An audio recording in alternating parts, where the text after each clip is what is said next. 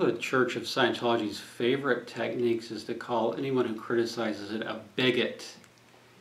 And this is a form of propaganda. It's reflexive propaganda. Tony Ortega posted a letter from Karen Powell to Audrey Cooper, managing editor of the San Francisco Chronicle, on September 29, 2014. The letter was prominently headlined, "Not for Publication." The letter criticized Nanette Asimov's coverage of Jamie DeWolf, the grandson of L. Ron Hubbard.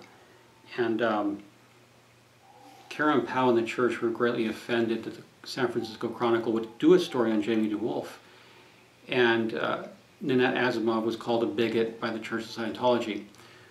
The word bigot has been used for a long time by the church. Rather than honestly addressing criticisms, or even saying, yes, we practice disconnection, and owning what they actually do, they'll call you a bigot.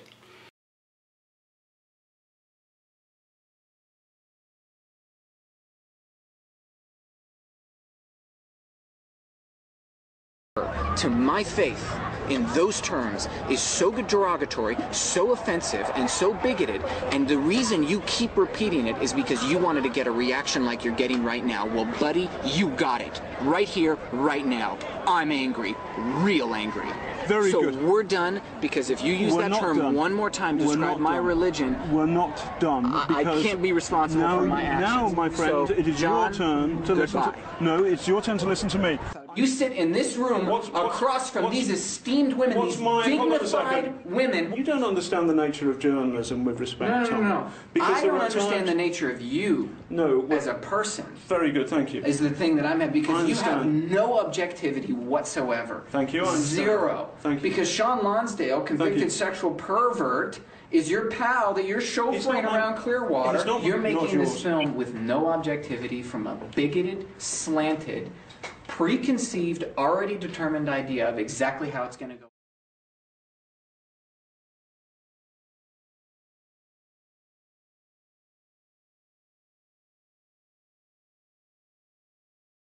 Nazi criminal, go back to Germany! Nazi criminal, go back to Germany!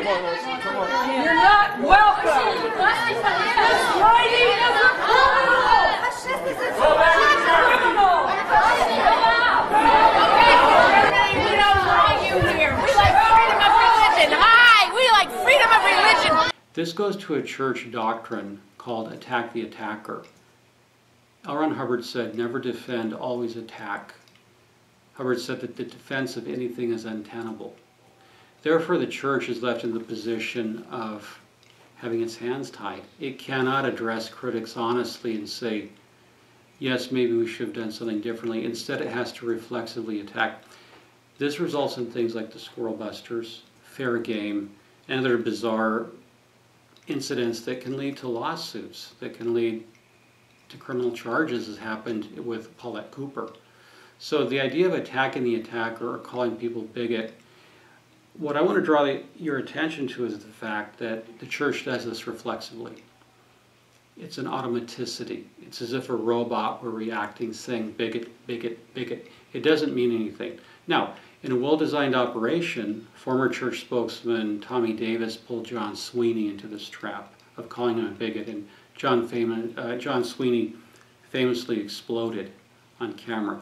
The church used this in its internal videos to prove that John Sweeney was something that he wasn't, because John Sweeney's clearly not a bigot. He was a reporter covering a subject.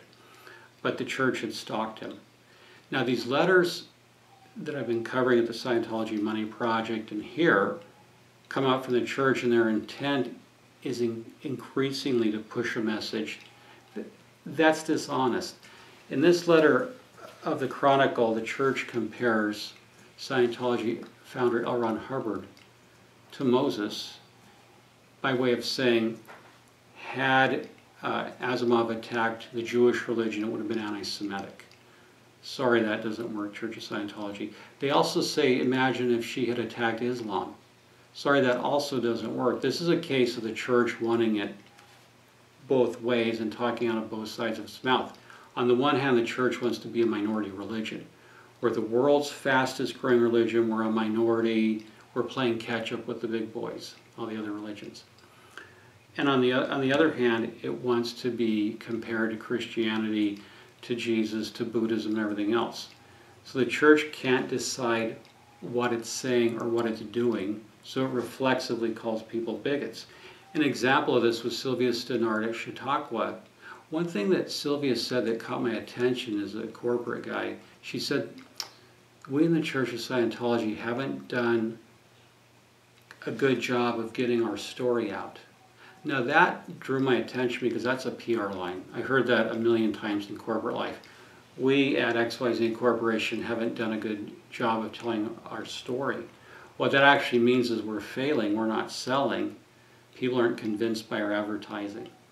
So that was a giveaway that there's discussions internally on how do we sell the story. Well, how about you behave appropriately like a religion if you are actually a religion? How about appropriate behavior? How about generosity? One thing the church has never been accused of is being generous. No one has ever said, gosh, after that tornado, the Church of Scientology stepped in and rebuilt our hospital that was destroyed. That's never happened.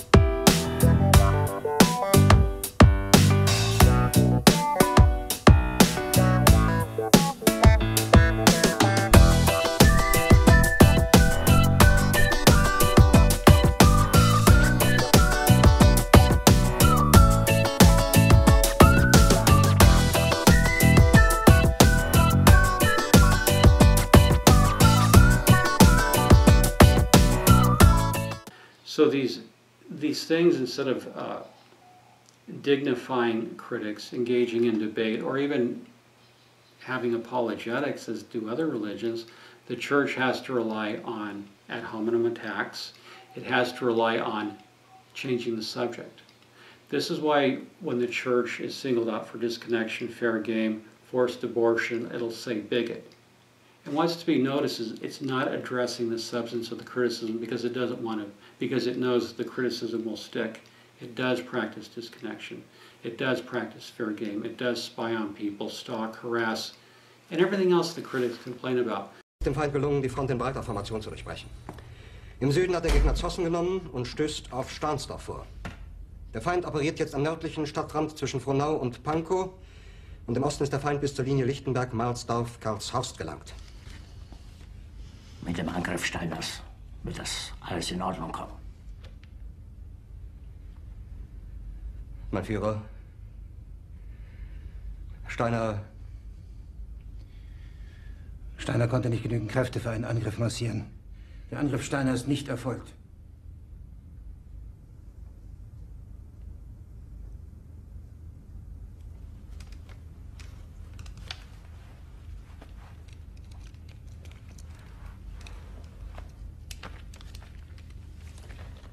Es bleiben im Raum Keitel, Jodl, Krebs und Burgdorf. Die gesamte Generalität ist nichts weiter als ein Haufen niederträchtiger, treuloser Feiglinge! Mein Führer, ich kann nicht zulassen, dass die Soldaten, die für Sie verbringen... Nicht als Feiglinge! Verreiter, Versager! Mein Führer, was Sie da sagen, ist ungeheuerlich. Die Generalität ist das Geschmolz des deutschen Volkes! Sie ist ohne Ehre! Sie nennen sich Generale, weil Sie Jahre auf Militärakademien zugebracht haben. Meine Befehle sind in den Wind gesprochen. Es ist unmöglich, unter diesen Umständen zu führen. Es ist aus.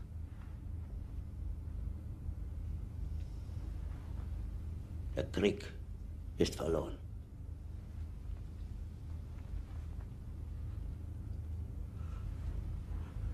Aber wenn Sie, meine Herren, glauben, dass ich deswegen Berlin verlasse, irren Sie sich gewaltig. Eher jage ich mir eine Kugel durch den Kopf.